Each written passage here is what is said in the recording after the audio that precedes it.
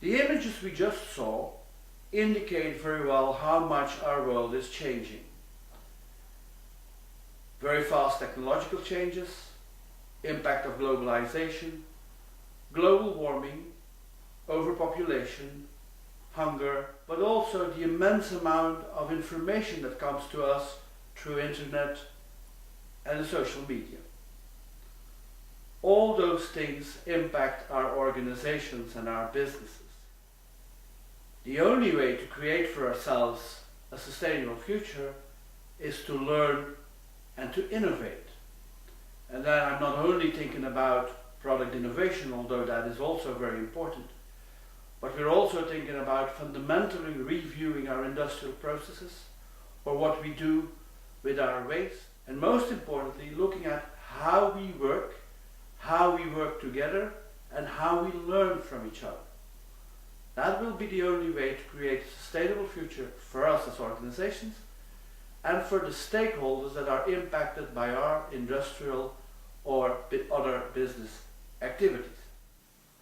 Sebastian, if you look at the images we just saw or at what we do with our customers, what is it then that strikes you most? Well, what strikes me most is that in a lot of organizations, people spend a lot of time and energy in changing things, doing things differently, but all the effort they make doesn't lead to sustainable results. Another thing I see is that we see a lot of counterproductive behavior, what means that we see a lot of things that they can't see anymore. Because they're too close to it. Yes. Yeah, I think you're right that often their efforts are not sustainable. And one of the reasons probably is, I think, that they have difficulties in organizations to work really participatively. Often it still is some kind of steering committee or a management team that tries to figure out what needs to be done or what is the problem, and then they roll it out in the organization, and at the end of the day they see that they don't really have the support, the buy-in, the ownership to get it really done. The question I ask myself is, why don't those top-down action plans work anymore? It used to work great, so... Well, the first question is whether it used to work great or not. I have my doubts there too, but something crucial has changed, I think, and that is what we saw in those images. The complexity and the fact that things are so unpredictable today make that you need really the expertise and the experience of people in the organization to make a good analysis of the issues and to create good action plans. It's an illusion to think that somebody somewhere in a management committee can still understand the complexity of those issues and can come up with good, solid solutions.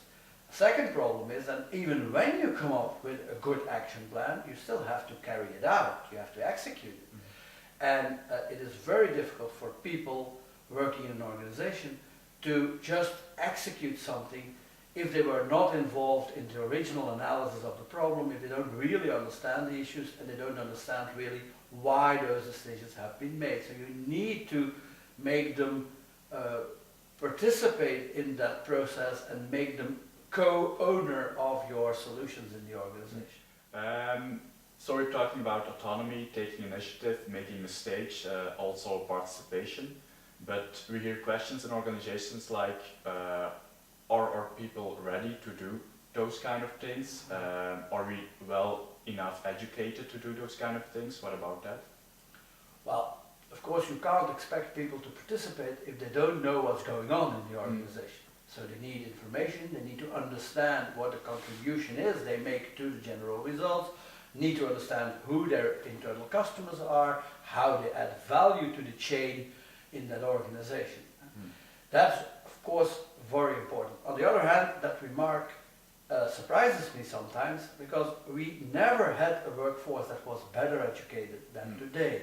People are also often very active outside the work environment. They take responsibility for many social organizations and so on, many things. And so why wouldn't they be capable of taking responsibility for their own job or for their own results? On the other hand, we also ask people to participate, not in I don't know what. No, we ask them to participate in thinking about their own job, their own machine, their own safety at work.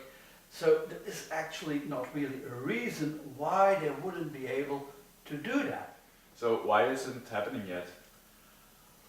I guess mainly two reasons. First of all, workers often learn not to take initiative. Often also because they were blamed when they did it and when it went wrong. It's also comfortable for them just to wait for instructions, execute those instructions, and then when it goes wrong they can always blame somebody else. On the other hand, I also think that managers have difficulties to create space for initiative, space for mistakes from their employees, because they need the control, and they need the control because they feel responsible for the results, and they have the illusion that if they control everything very well, that it will then be well executed, which is not the case. So I see that we help a lot of managers and organizations fit in their new role, not so much controlling and coordinating, but more enable their people to act. Yeah, I think managers become more and more process facilitators, not deciders, not controllers, certainly not super experts who need to know everything the people know they work with. Often they think also that that's where their credibility comes from. I don't think so. Their credibility comes from their ability to create an environment in which people are capable of taking decisions, take them autonomously, take them quick also, work together with other colleagues in teams, in projects, in communities of practice, share their knowledge, come up with new ideas. That's where innovation comes from. So a question I still have is we're talking sometimes about learning organizations, but are they capable of making the same profits as a classical structured organization?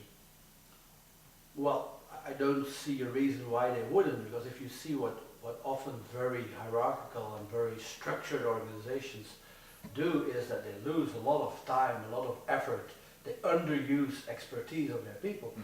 So there is no reason to believe that if you unleash that expertise, you unleash initiative, you make sure that people can work on things they have the talent and the energy for, why wouldn't that make money? There is absolutely no reason to think that that would be less beneficial for the organization than a very structured, hierarchical, mechanistic kind of organization. So what is it then that we can do to help organizations in that process?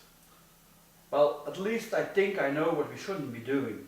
I don't think we should let them believe that we have a solution and that we can come in with a off-the-shelf activity or methodology or whatsoever that helps them and that solves all their problems. That won't happen. If we talk about participation and we say to managers, you need to enable people to act and to facilitate the process, that's also exactly what we need to do as consultants. We need to bring the right stakeholders in the organization together and enable their process to find their own solutions for their own problems.